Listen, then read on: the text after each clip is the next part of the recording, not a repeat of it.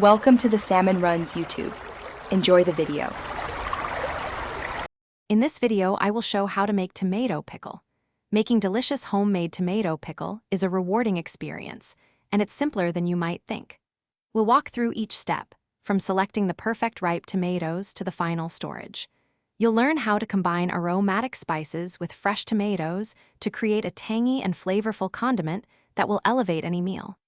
Get ready to transform simple ingredients into a culinary delight. For our tomato pickle, selecting the right ingredients is key. You'll need about 1 kilogram of firm, ripe tomatoes, which we'll chop into small, uniform pieces. Gather your essential spices: 2 tablespoons of chili powder, 1 teaspoon of turmeric, 1 tablespoon of mustard seeds, and 1 teaspoon of fenugreek seeds. Also, prepare about 200 milliliters of cooking oil and 100 milliliters of white vinegar. These precise measurements ensure a balanced and flavorful pickle. Now, let's get cooking. Begin by heating about 200 milliliters of oil in a large pan. Once hot, add 1 tablespoon of mustard seeds and 1 teaspoon of fenugreek seeds, allowing them to splutter.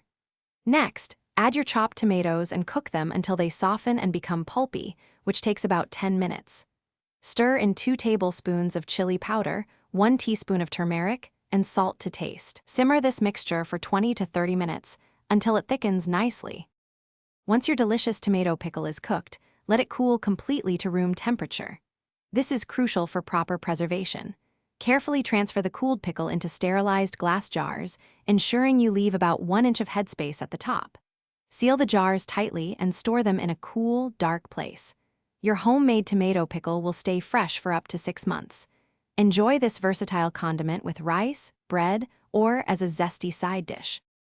Thanks for watching. Consider subscribing if we helped you.